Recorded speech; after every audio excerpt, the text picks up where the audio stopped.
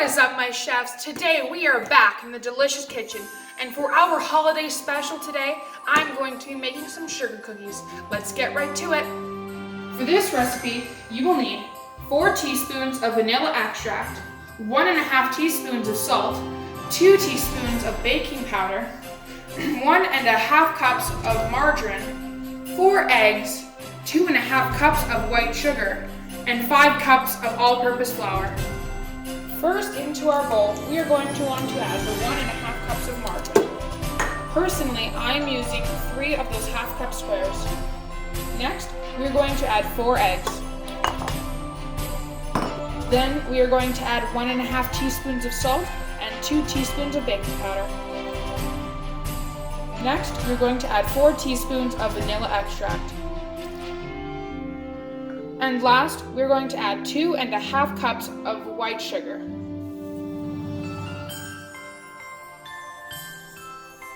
Now we raise the bowl and cream them together very well.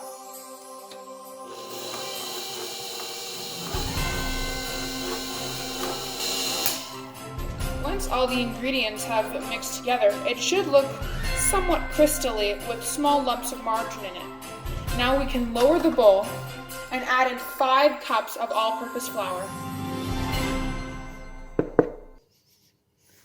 Now we raise the bowl on a very slow speed. We mix these together.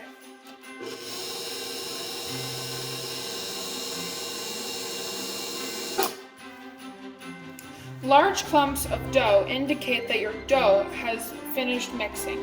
Now we can lower the mixer, remove the attachment, and remove the bowl from the mixer. Now, onto a well-floured surface, you are going to remove all the dough from the mixer.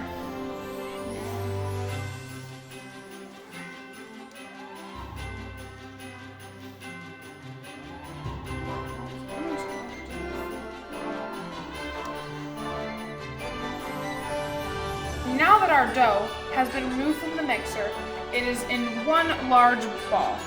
Now we are going to wrap it in saran wrap and let it rest in the fridge for about 4 to 6 hours. We'll see you then.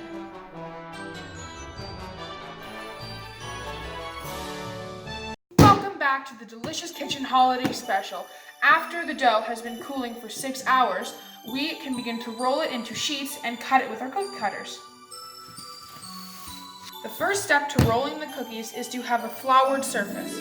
Because the dough is very sugary, it can get sticky very fast. Next, we are going to take one of the half balls of dough and cover its top with flour. Next, we're going to get a rolling pin and cover that in flour too. Now, with a firm grasp, hold the rolling pin and push down on the dough to flatten it. After rolling, I had to separate the ball into 2 parts, meaning that this sheet is approximately 1/4 of the entire dough yield. Once you're done, it should be a uniform, almost square-like shape. Now we can begin cutting. I'm going to be using a tree. You can use any cutter of your choice, but I'm just going to use this one. Simply press it down with your hand firmly, jiggling, and then sliding away. Give it a gentle push, and there it is. An unbaked sugar cookie. I'm going to finish the rest of this dough and get back to you guys.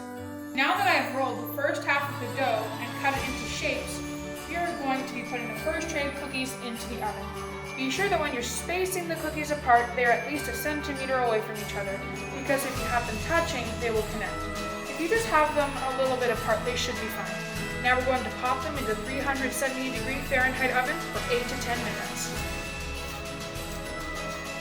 You will know the cookies are done when the bottom edge has become a light golden brown. Anyway, now that they are done, we can move on to the icing. In a bowl, you're going to want to have 2 cups of icing sugar, then 2 tablespoons of light corn syrup, and next, slowly adding it in by the tablespoon, you're going to want to use any percentage of milk. Start by adding in only 2 tablespoons of milk. then giving it a gentle whisk. You should know that the icing is done once it becomes a thick but still runny consistency. This is a very plain icing. It has almost no flavor, it is simply sweetness. So to correct that, if you look to the right, you will see that we have 3 flavors set up. First, I have creme de menthe. Second, I have peppermint. And third, I have cherry. It doesn't matter what flavors you use, but these are the ones that simply I have chosen. Now I'm going to equally divide this icing into the 3 plates. Now that the icing is smooth, we can begin to color and flavor it. First, you may want to use liquid food coloring, but I'm going to be using a solid one. So, very carefully, with the help of a toothpick, I'm going to peel back the top layer, revealing the color. Now, a tiny little bit on the tip of the toothpick and spread it along the icing. Now using a spoon, mix it together. Now that I have finished mixing the color, I am left with a baby blue or navy blue color. So now, we're going to carefully add in only 1 drop of the condensed flavoring. Now we mix that together.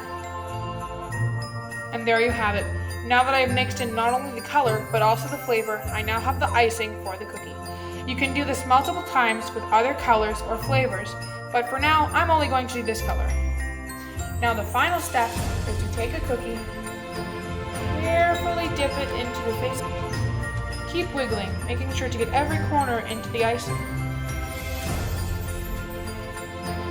Once you are done, simply lift the cookie from the plate. Let any excess strip off.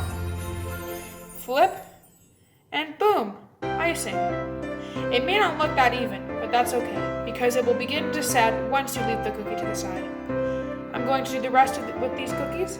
I hope you guys enjoyed this video of Delicious Kitchen, the holiday special. I won't be posting again, probably until after the new year, so I hope you enjoy this segment. See you next time, guys. Bye!